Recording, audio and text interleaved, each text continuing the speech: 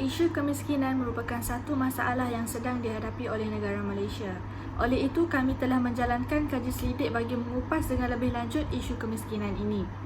Kaji selidik telah dijalankan bagi menyediakan borang penyelidikan dalam bentuk Google Form untuk mengetahui pandangan responden mengenai isu kemiskinan di negara kita.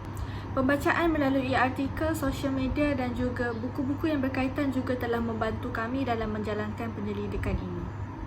Assalamualaikum. Kemiskinan membawa maksud serba kekurangan barang-barang keperluan hidup berdasarkan Dewan Bahasa dan Pustaka.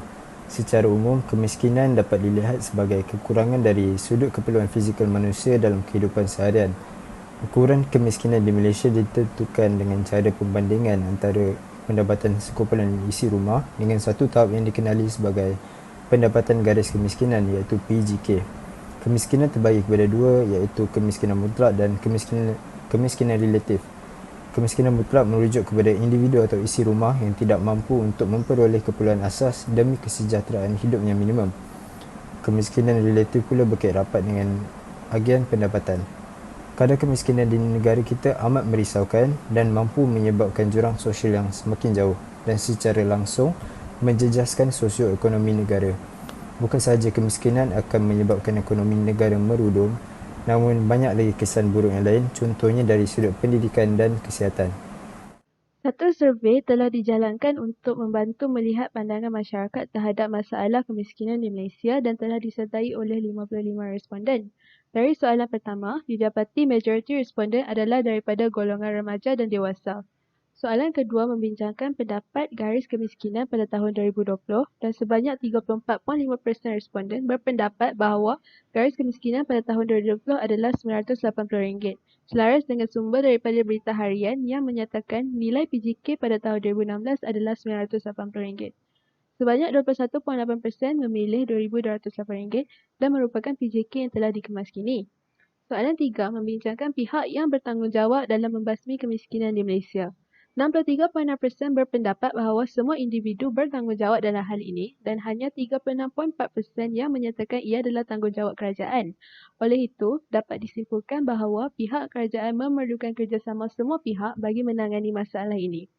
Bagi soalan keempat, berkaitan kepekaan responden terhadap kadar kemiskinan di Malaysia, 81.8% responden menyatakan mereka peka. Peratusan yang besar ini menunjukkan bahawa kadar kemiskinan di Malaysia agak membimbangkan apabila ia diketahui ramai, walaupun isu kemiskinan bukanlah isu yang sering dibincangkan.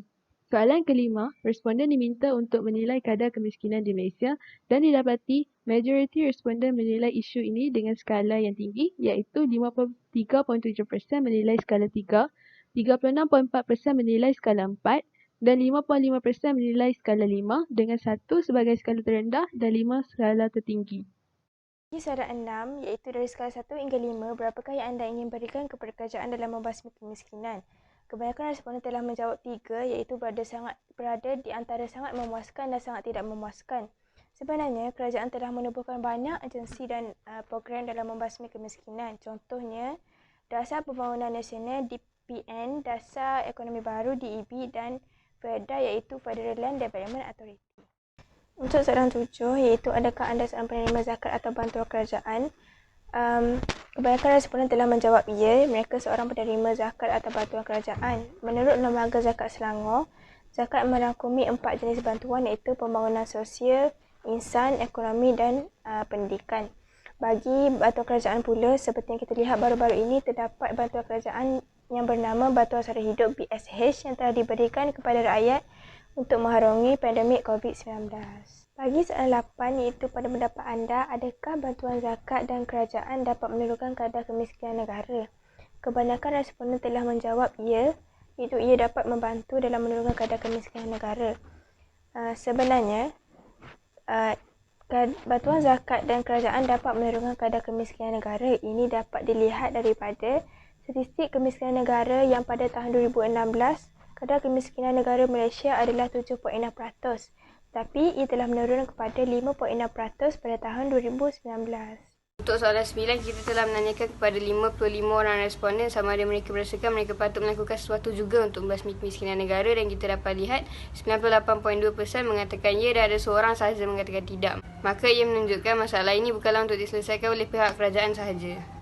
Okay, untuk soalan 10 iaitu soalan berkenaan dengan cadangan terbaik untuk membasmi kemiskinan. Cadangan pertama ialah dengan membuka lebih banyak peluang pekerjaan. Okay, seterusnya dengan berbelanja ke arah keperluan bukannya kemahuan.